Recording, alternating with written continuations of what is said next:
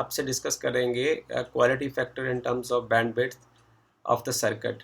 सो हम दोबारा फिर से आपके साथ वहीं से शुरू करते हैं कि अब आपको पता चल जाएगा कि सीरीज़ LCR सर्किट की कितनी इंपॉर्टेंस है। आप सर्किट को पहले यहाँ ध्यान से देखिए, ये वही सेम सर्किट जिसको मैं बार बार ड्राइव करने की कोशिश कर रहा हूँ, और ये आपका रजिस्टर है, और ये इस सर्किट में इंडक्टर लगा हुआ है, और ये कैपेसिटर, राइट। और ये तीनों एक दूसरे के साथ सीरीज़ में अटैच्ड हैं। So this is inductor, this is capacitor and this is resistor. और ये सोर्स ऑफ अल्टरनेटिंग वोल्टेज हो गया। I can write it like this. So हम इसी डिस्कशन को अभी जारी किए हुए हैं। हम यहाँ लिखते हैं कि the amplitude of the current in the series LCR circuit क्या होता है। Amplitude of current, amplitude of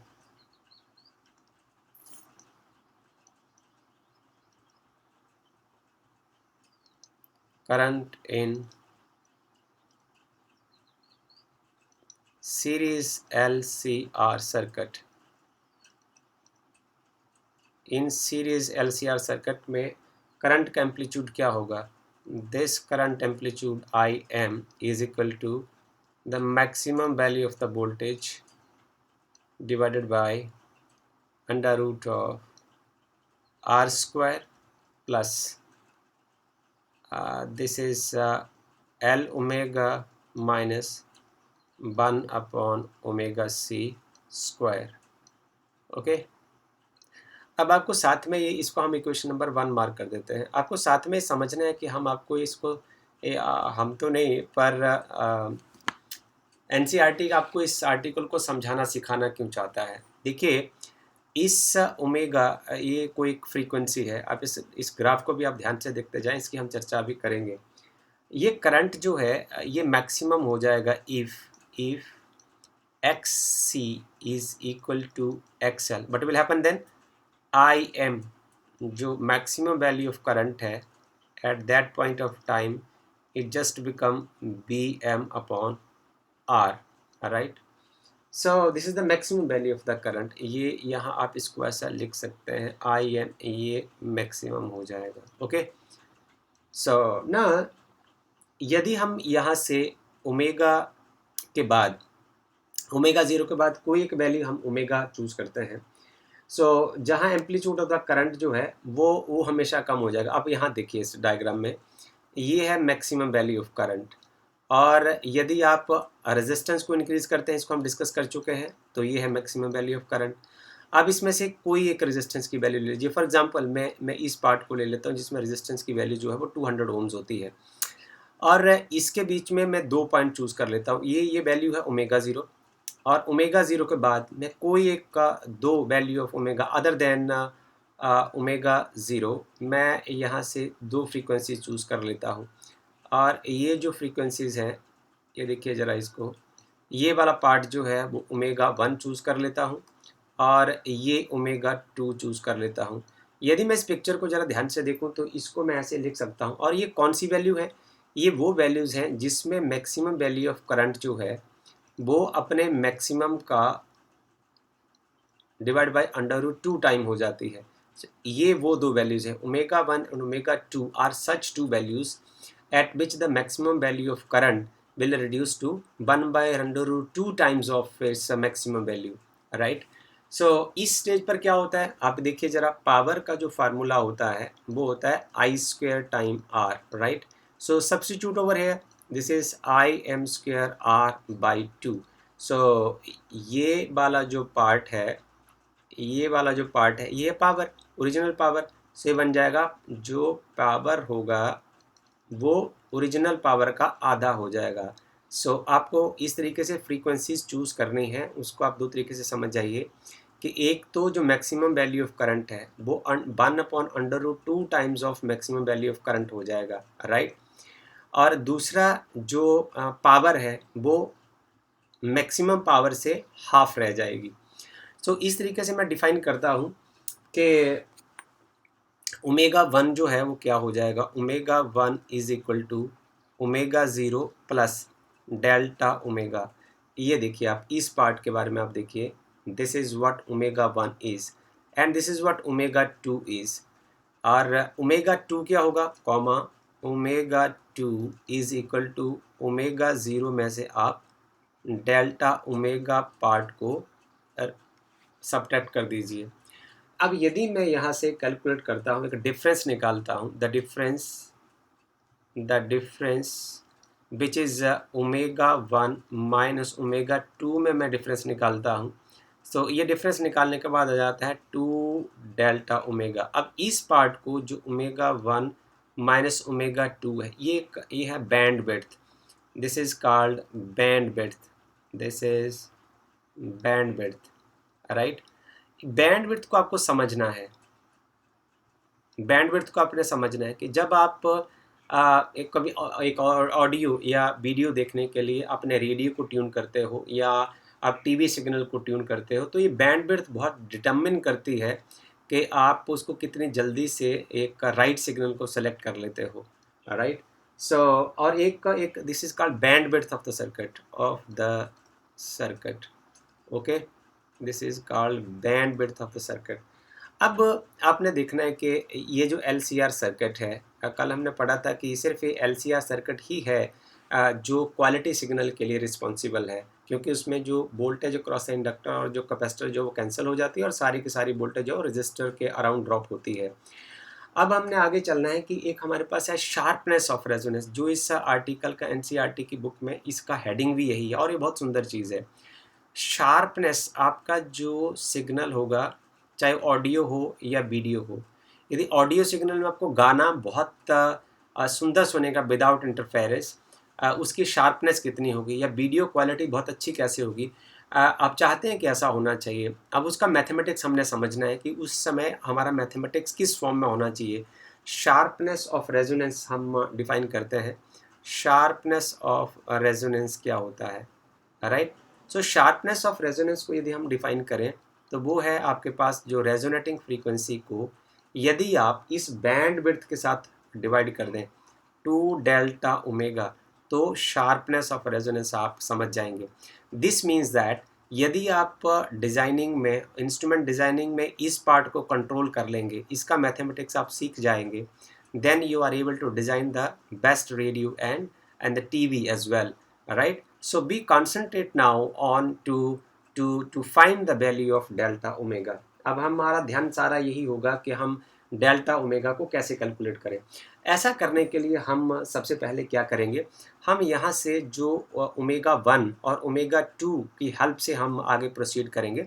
will starting with equation number 1। From equation number 1, देखिए फ्रॉम इक्वेशन 1, जब तक आपने इसको समझना है आपने ये मान के चलना है कि ऐसी कोई चीज़ होगी नहीं जो आपको समझ नहीं आएगी। IM, this is the maximum value of current and this is the maximum value of voltage divided by under root this is r square. Now you're solving this at the value of other than omega 0. So this is omega 1L minus 1 upon omega 1C square.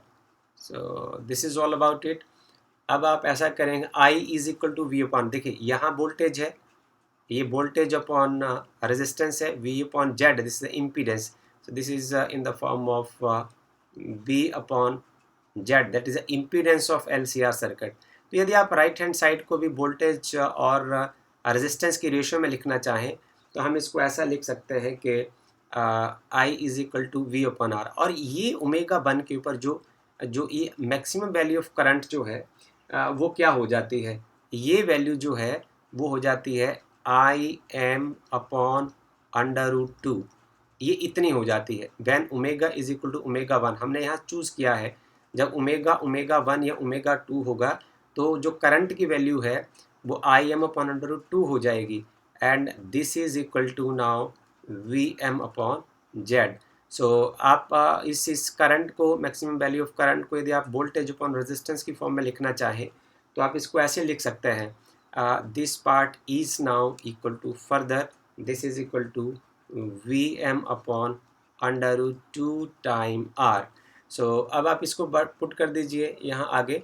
यहाँ हम लिखते हैं कि जो ये आपके पास आ जाएगा maximum value of the voltage upon under root this is R square plus omega 1 L minus 1 upon omega 1 C square is equal to this Vm upon under root 2R. So if these left hand side is equal to right hand side, its numerator are equal, the denominator has to be equal. तो ये तभी बराबर हो सकता है। अब हम आगे लिखते हैं कि इसका मतलब ये हो गया कि साथ में हम स्क्वायर भी कर लें। अब आप +2 के स्टूडेंट हैं तो इसको हम स्क्वायर करके लिखें तो आपके पास ज़रा शॉर्ट हो जाएगा, एक स्टेप घट जाएगा। R square omega 1 L minus 1 upon omega 1 C का स्क्वायर जो है वो आ जाएगा 2 टाइम आर स्क्वायर। आप आर स्क्वायर को परे ले जा सकते हैं, आपके पास आ जाएगा omega 1 L minus 1 upon omega 1 C square is only equal to now R square. अब यदि ये लेफ्ट हैंड साइड और राइट हैंड साइड इक्वल हैं तो हमें पॉजिटिव वैल्यू ऑफ आर मात्र ऐसे मिल जाएगी। We have R is equal to omega 1 L minus 1 upon omega 1 C। Okay, so अब आप सब्स्टिट्यूट कर दीजिए वैल्यू। जो ओमेगा 1 का वैल्यू होगा भेयर, ये देखिए आप, ओमेगा 1 जो है वो है ओमेगा 0 में डेल्टा ओमेगा आप ऐड कर दीजिए। आप यहाँ इस्तेमाल करिए इसको। यहाँ से हम शुरू करते हैं। आर आपके पास आया था, R is equal to resistance is equal to omega 1 L minus 1 upon omega 1C. So we are using here omega 1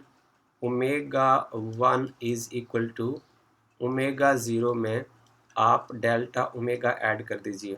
सो आपके पास आ जाएगा R is equal to omega 0 plus delta omega into L minus 1 upon omega 1 की जगह आप लिख दीजिए omega 0 plus delta omega into C. You can now open this bracket. R is equal to omega 0 L plus delta omega time L minus 1 upon omega 0 C plus delta omega time C. So this is further, resistance is now equal to omega 0 L can be taken outside from this part, you are left with, आप इसे अंदर से divide करते चले जाते हैं तो पहले पार्ट में आ जाएगा 1 plus this is delta omega upon omega 0,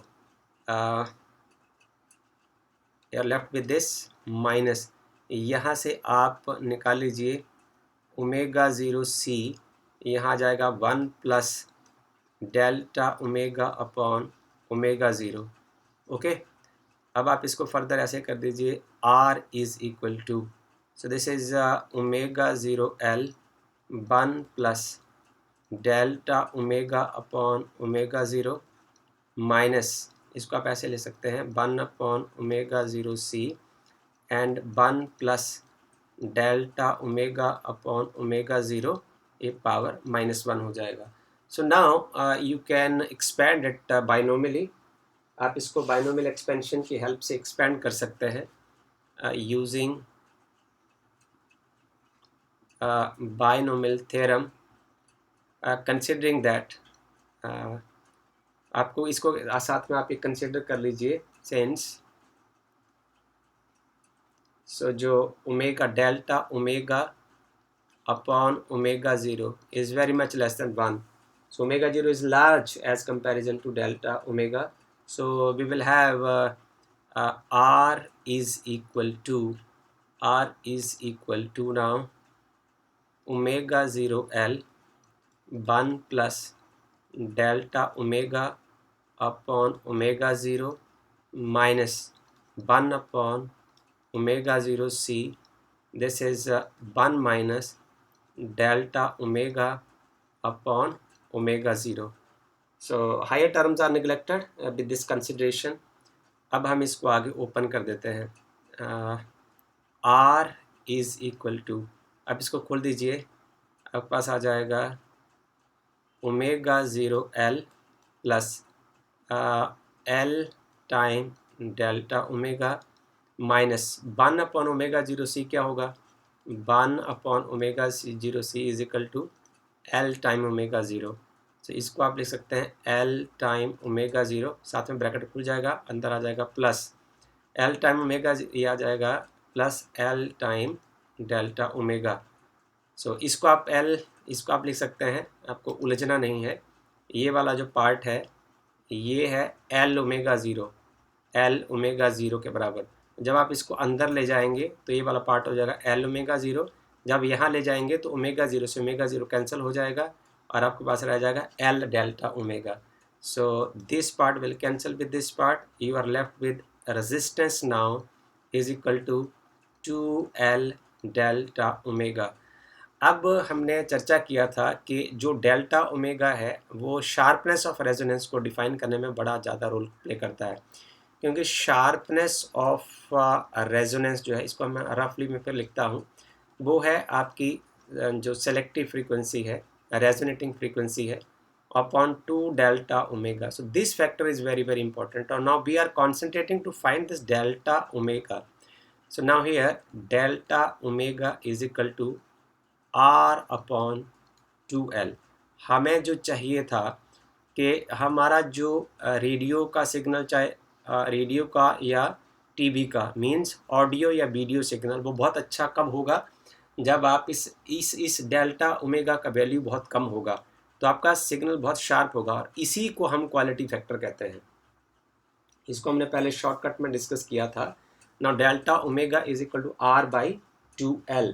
so the sharpness of resonance is now defined by, अब हम शार्पनेस ऑफ रेजोनेंस को सुंदरता से डिफाइन कर सकते हैं।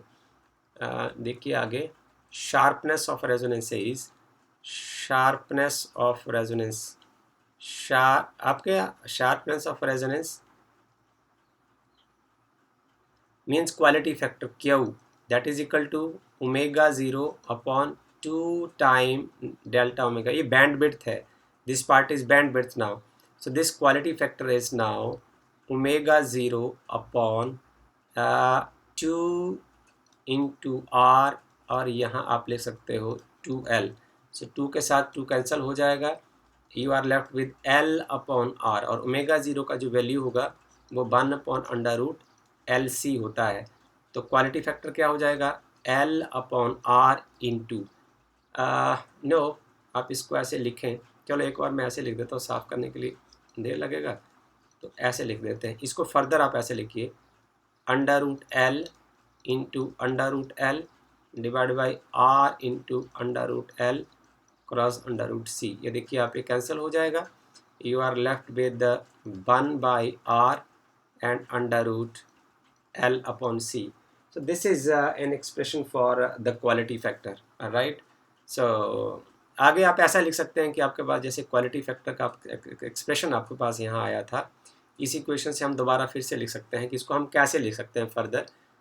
क्वालिटी फैक्टर जो आया था आपके पास वो था omega zero upon 2 delta omega. तो आप यहाँ डेल्टा ओमेगा की वैल्यू पुट करिए, ओमेगा ज़ीरो अपॉन 2, ये डेल्टा ओमेगा की वैल्यू है R, और यहाँ है 2L। से 2 से 2 cancel, you know that at resonance क्या होता है, L omega zero is equal to 1 by omega zero C। So quality factor can then be represented by 1 upon omega zero CR। तो इस ऐसे भी आप इसको रिप्रेजेंट कर सकते हैं, और इसको हमने जो इसका जो प्रीवियस वीडियो है वहाँ उसको डिफ़ाइन कर दिया था।